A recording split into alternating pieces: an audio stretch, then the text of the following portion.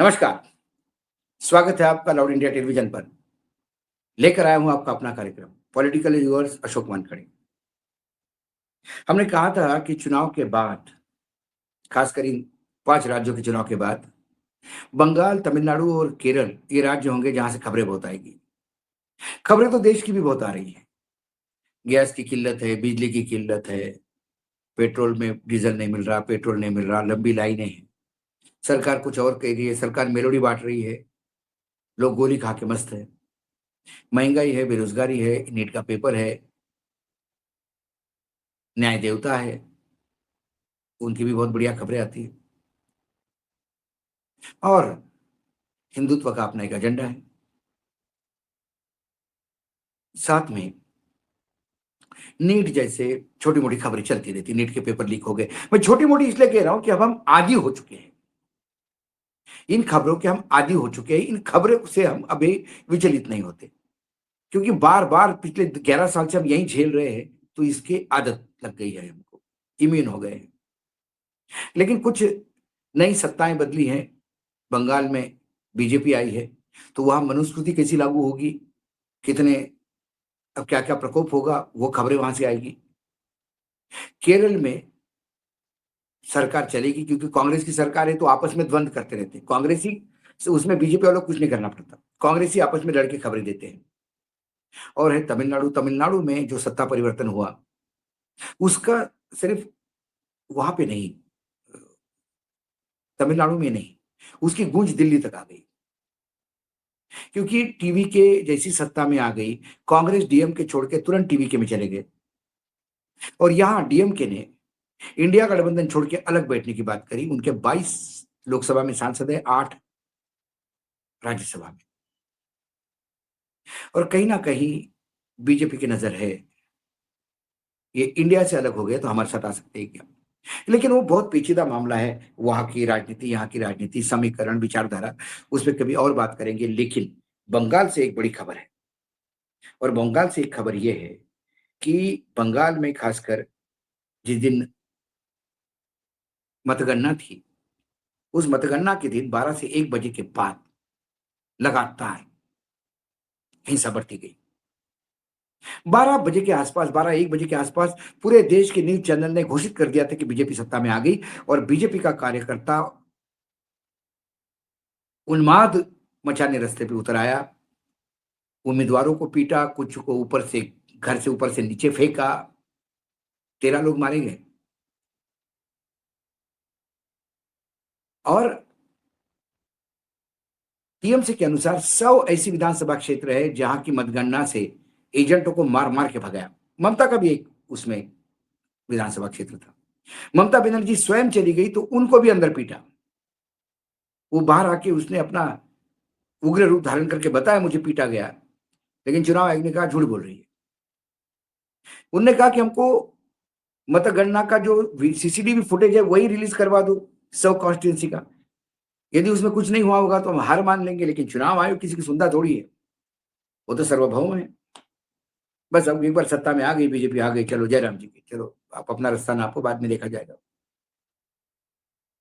कुल मिलाकर वहां जो हिंसा हुई उसकी एक रिपोर्ट अब मार्केट में आ गई। एक इंडिपेंडेंट एजेंसी है armed conflict location and event data, ACLED. ये जो है, ये हिंसक घटनाओं का एनालिसिस करती है। उसने क्या पाया उसकी रिपोर्ट में? चुनाव बाद हुई हिंसा की घटना में बीजेपी की बड़ी भूमिका सामने आई। एक रिपोर्ट के अनुसार चुनाव नतीजे आने के बाद 4 मई से 7 मई तक सिर्फ 4 दिनों में 64 हिंसक घटनाएं हुई। स्वतंत्र संगठन एसीएलईडी यानी armed conflict location and event data के आंकड़ों के अनुसार इन 64 में से 42 घटनाओं में बीजेपी से जुड़े लोग लिप्त पाए गए। ऐसा तब हुआ जब पश्चिम बंगाल विधानसभा चुनाव में बीजेपी की बड़ी जीत के बाद हिंसा की खबरों के बीच बीजेपी लगातार अपील करती गई कि हिंसा नहीं होनी चाहिए। प्रधानमंत्री नरेंद्र मोदी स्वयं ही कार्यकर्ताओं से अपील कर रहे थे कि आप बदला नहीं बदलाव की बात करें। उन्होंने कहा था चुनाव जीत गए तो अब बदला नहीं बदलाव की बात करें, हिंसा का चक्र खत्म करें। लेकिन प्रधानमंत्री के अपील का ये असर नहीं हुआ, मुझे बड़ा ताज्जुब लगा। क्योंकि वही प्रधानमंत्री है जो बोलते हैं गैस छोड़ दो तो लोग तुरंत गैस सब्सिडी छोड़ देते हैं, तो वो बोलते हैं कि गाड़ी छोड़ दो तो लोग साइकिल पे आना शुरू कर देते हैं। वो कहते हैं थाली बजाओ, लोग थाली बजाते हैं, वो बोलते टाली बजाओ, लोग टाली बजाते हैं। प्रधानमंत्री जो बोलते हैं वो प्रधानमंत्री बोलते हैं लॉलीपॉप खाओ, लॉलीपॉप लेके घूमते हैं लोग। लेकिन सिर्फ बंगाल में ही क्यों प्रधानमंत्री की बात का असर नहीं हुआ? कहीं ऐसा तो नहीं कि प्रधानमंत्री बोलने के लिए बोल रहे थे और लोकल नेता टीएमसी को समाप्त करने के लिए तुले हुए थे? बीजेपी के कार्यकर्ताओं ने तृणमूल कांग्रेस के दफ्तर तोड़े, टीएमसी नेताओं कार्यकर्ताओं के घरों पे हमले किए, उनसे मारपीट की और गिनती एजेंटों को भी नहीं छोड़ा। एक घटना में मुस्लिम दुकानदारों की दुकानों के तोड़ा गया और उनको जय श्री राम के नारे लगाए गए। द हिंदू ने, दक्षिण का बहुत बड़ा पेपर है, चेन्नई का, उसने इसी एलईडी की रिपोर्ट के हवाले से कहा कि 15 मार्च से 7 मई तक, जब चुनाव आचार संहिता लागू थी, 15 मार्च से 7 मई लंबा पीरियड, तब कुल 231 हिंसक घटनाएं हुई। इसमें 139 शांतिपूर्ण प्रदर्शन भी रहे। इसके अलावा ज्यादातर एसआईआर जो शांतिपूर्ण प्रदर्शन थे, वो ज्यादातर एसआईआर और वोटर लिस्ट के नाम कटवाने के लिए थे। आर्म्ड यानी ACLAED के आंकड़ों के अनुसार जो हिंसक घटनाएं हुई, उन हिंसक घटनाओं में से 106 घटना में टीएमसी दिखाई दी, लेकिन 106 में से 45 ऐसी घटना थी जिसमें टीएमसी के लोग हिंसा कर रहे थे, हमलावर रहे।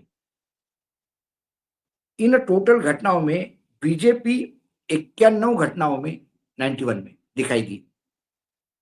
उनमें से 49 यानी 49 घटनाओं में वो हमला करते हुए दिखाई दी। अज्ञात लोगों द्वारा 41 जगह पे हिंसा की गई।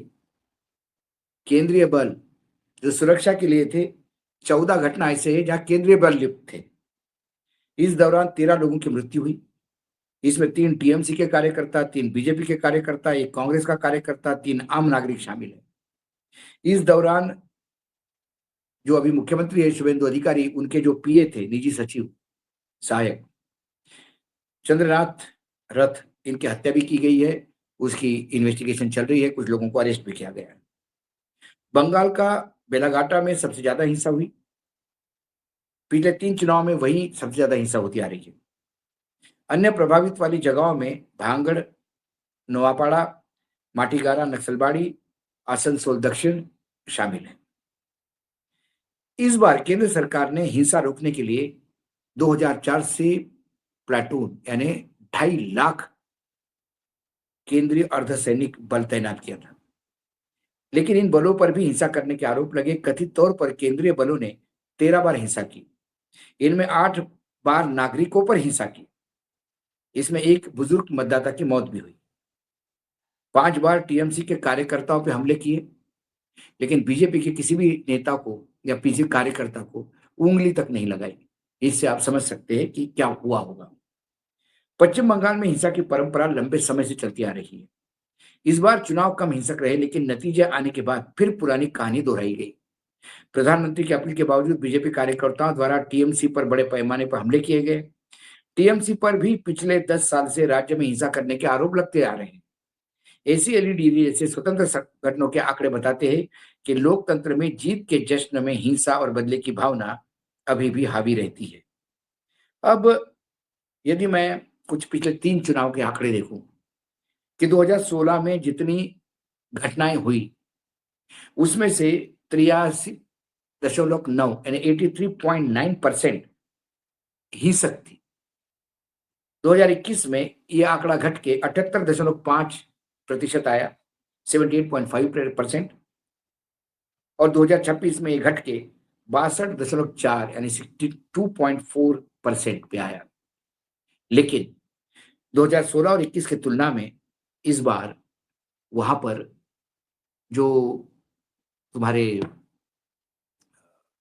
क्या कहते हैं उसको, पैरामिलिट्री फोर्स जो था, उसकी तैनाती इतनी कभी नहीं रही।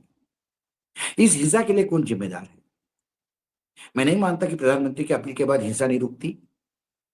कहीं बीजेपी दोहरा गेम तो नहीं कर रही थी? क्योंकि भ्रम और भय ये बीजेपी के दो टूल किट है, और इसी हिंसा से एक भय पैदा होता है टीएमसी में। भय इतना पैदा हुआ कि एक कॉन्स्टिट्यूंसी जिसमें कल परसों चुनाव हुआ, उसमें तो टीएमसी का नेता भाग ही गया, उम्मीदवार ही गायब हो गया। उसने कहा नहीं, मुझे लड़ना ही नहीं भैया, जान माल का खतरा है। दूसरी बात, पूरे आचार संहिता के दौरान प्रशासन रिपोर्ट कर रहा था चुनाव आयोग को। चुनाव आयोग ने मुख्य सचिव बदला, चुनाव आयोग ने डीजीपी बदला, कमिश्नर्स कलेक्टर्स बदल गए, फिर बाहर से पुलिस ऑब्जर्वर लाए गए, 2.5 लाख पैरामिलिट्री फोर्स थे। इसके बावजूद हिंसा कैसी हुई? हमने कई वीडियोस देखे जहां पे टीएमसी के लोग मार खा रहे हैं और पैरामिलिट्री फोर्स चुपचाप देखती आ रही है, मूक दर्शक बने हुए हैं।